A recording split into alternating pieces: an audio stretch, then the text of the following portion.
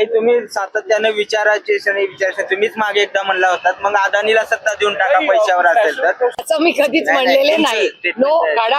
I challenge you. Me challenge करते की मी हे स्टेटमेंट बोललेले नाही. आय से दिस इन नाही. भाजपा सॉरी जर सत्तेत जात असतील तर मग उद्या असं मी म्हणलेलं नाही. बरं ठीक आहे. तर मग no please withdraw this statement. मी असं बोललेले नाही.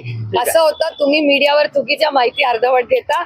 बदनामी सुप्रिया सुळेची होते. तुम्ही जे स्टेटमेंट केलं तसं मी आजपर्यंत कधी बोललेलं नाही आणि बोलले असेल तर चॅनलवर I will not speak on this nonsense. I will not reply to some rubbish question. प्रश्न मागे घेतो ते तुम्ही म्हटली नाही ठीक आहे अदानी ठीक आहे नाही. It's a fact.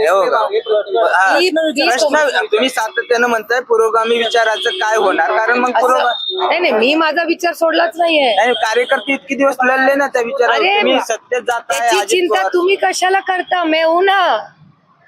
माझी मीडियाला विनंती आहे हात जोडून की तुम्ही चॅनल कसे व्ह्युअरशिप वाढवायची त्याची चिंता करा.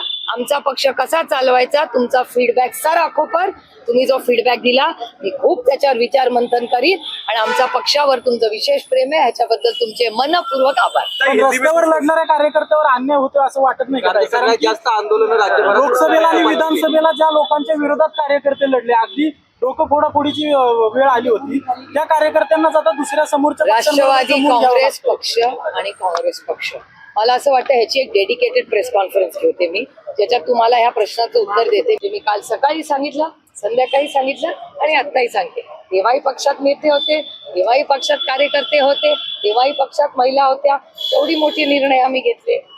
त्या महिलामध्ये महिला आरक्षणाचं बिल आलं, त्याच्यानंतर फूड फॉर वर्क झालं, त्याच्यानंतर जे आता अन्नधान्य वाटप जो होतो तो मोठा प्रोग्राम केंद्राने केला. अजून किती फूड सिक्युरिटी बिल हे आमच्याच काळात आलेले. एवढं मोठं अमेरिकेबरोबर US अग्रीमेंट आम्ही केलं. तेव्हा राष्ट्रवादी काँग्रेस आणि हा वेगळंच झालं ना. त्याच्यामुळे कार्यकर्त्यांची जबाबदारी अर्थातच आम्हीच घेणार. अनेक वेळा असं होत असतं. आता मला सांगा, आमच्यातून भारतीय जनता पक्षात गेले, हा मी तुम्हाला फ्लिप करून प्रश्न विचारतो. मग भारतीय जनता पक्ष ओपन आर्म्स मध्ये त्यांना घेणार का? मग भारतीय जनता पक्षाच्या कार्यकर्त्याचं काय? तो पण 5 वर्ष तयारी करतोच आहे ना. मग त्यांनी काय करायचं? सचिन दोडके गेला ना. मग तसं राज्यातल्या भारतीय जनता पक्षाने काय करायचं? मग हा प्रश्न अनेक ठिकाणी येत असतो. लार्जर इंटरेस्ट मुळे काही निर्णय घेत असतात लोक. पण जो आपल्या बरोबर पवार साहेब 6 दशक राजकारण का करू शकले? कारण का त्यांचा केंद्रबिंदू नेता आणि सत्ता नाहीये.